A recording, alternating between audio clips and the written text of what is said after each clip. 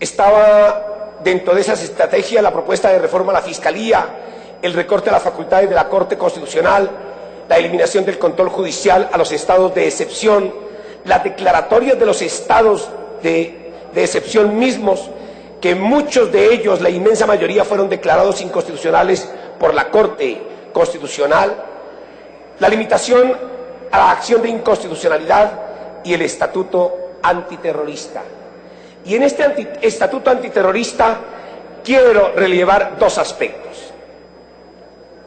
El primero es que allí el gobierno nacional, el presidente Uribe, quiso que se pudieran interceptar o registrar la correspondencia sin orden judicial.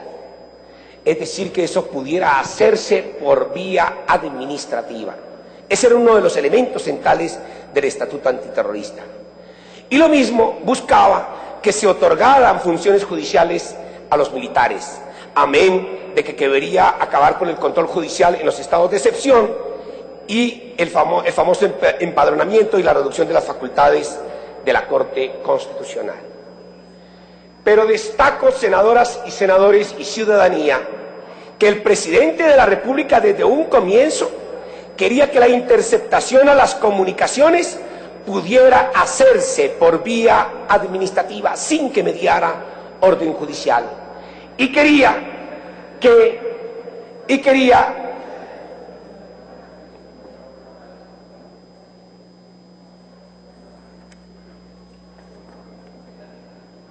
otorgar funciones judiciales a las fuerzas militares. Esto va a ser muy importante, porque como lo vamos a ver más adelante, eso que fracasó, ese estatuto antiterrorista, fue declarado inconstitucional por la Corte Constitucional. La Corte Constitucional se dio cuenta de que ahí podrían cercenarse las libertades y las garantías ciudadanas de las colombianas y de los colombianos, y por ello lo declaró inconstitucional. Pero vamos a ver cómo, no habiendo el gobierno obtenido una patente legal para hacer ese tipo de acciones, el gobierno del presidente Uribe decidió hacerlo por la vía fáctica, contra derecho, violando la normatividad. Y aquí vamos a empezar a hablar entonces de un plan criminal.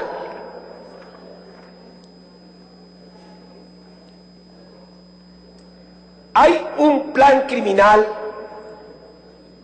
craneado, diseñado desde la Casa de Nariño, como lo mostrará ahora el senador Petro, y ejecutado por funcionarios del DAS, donde están comprometidos altos funcionarios del Palacio de Nariño. Ese plan criminal, ciudadanas y ciudadanos, colombianas y colombianos, fue un plan criminal que tenía como objetivo general sustituir el Estado social de derecho por el Estado de opinión, mediante la manipulación de la opinión pública y con tácticas criminales y antidemocráticas.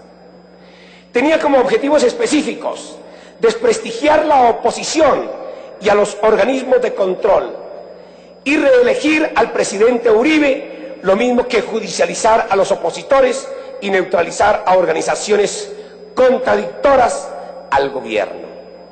Los blancos de ese plan criminal serían partidos de oposición, específicamente el Polo Democrático Alternativo, algunos miembros del Partido Liberal. Ya en el curso del debate se verá. La Corte Constitucional, la Corte Suprema de Justicia, personalidades y ONGs defensoras de derechos humanos, periodistas y medios de comunicación críticos del gobierno. Ese plan criminal fue ejecutado en general en 4 fases. 4 fases en las que nosotros hemos dividido todo este plan criminal. La fase 1 tenía los siguientes objetivos: crear terror para hacer ver la necesidad de la actuación de mano dura del gobierno, El método criminal, la guerra política, de la que se nos hablaba en el video pasado. Y las acciones específicas, sabotajes y actos terroristas cometidos por miembros de la fuerza pública. Aterrémonos, senadoras y senadores. Actos terroristas cometidos por miembros de la fuerza pública, es decir, terrorismo de Estado. Veamos el video.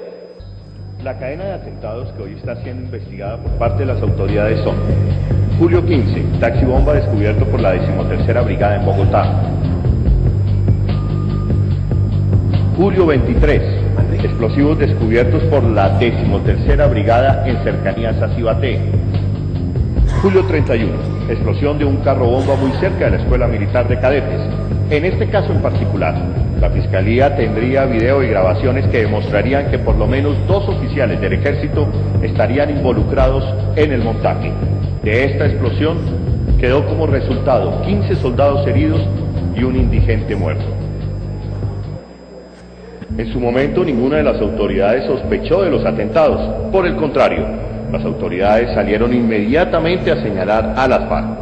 La opinión creyó con temor que se aproximaba una ola terrorista similar a la del 7 de agosto del 2002. Las FARC siempre detrás de esto, desde luego. Contra el terror hay que luchar con todos los mecanismos presentes. Los terroristas quieren hacer algo de aquí al 7 de agosto. El mundo no puede caer en el engaño de estos terroristas. Pero el país y la opinión cayeron en el engaño. Miembros de inteligencia de la policía tenían serias dudas de los constantes positivos del Ejército para encontrar carros bombas y paquetes bombas en Bogotá.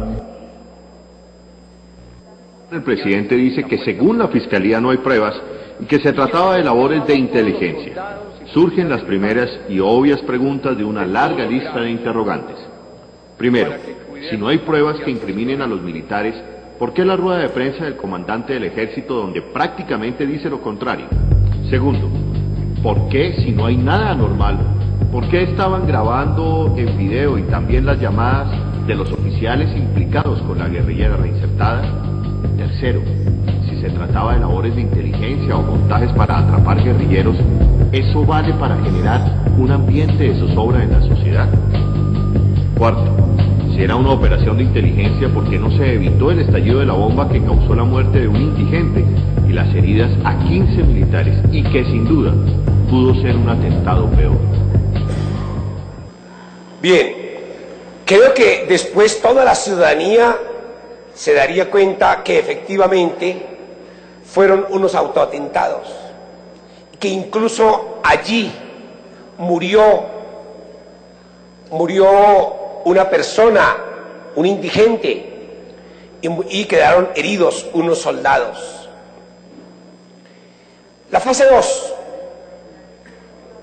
Objetivo: mostrar resultados de la fuerza pública, que hemos conocido como la cultura del positivo. Método criminal sigue siendo la guerra política.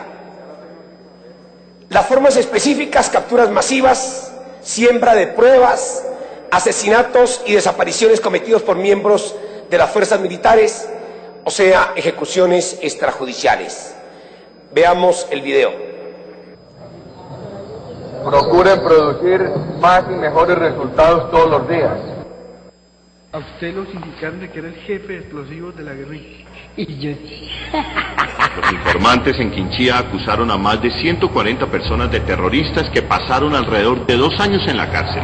Todas salieron en libertad inocentes y la semana pasada demandaron a la nación por 40.000 millones de pesos. Se llevó a cabo la Operación Libertad, que estaba orientada a cumplir unas órdenes de captura expedidas por la Unidad de Derechos Humanos de la Fiscalía General de la Nación contra un grupo de personas vinculadas a actividades delictivas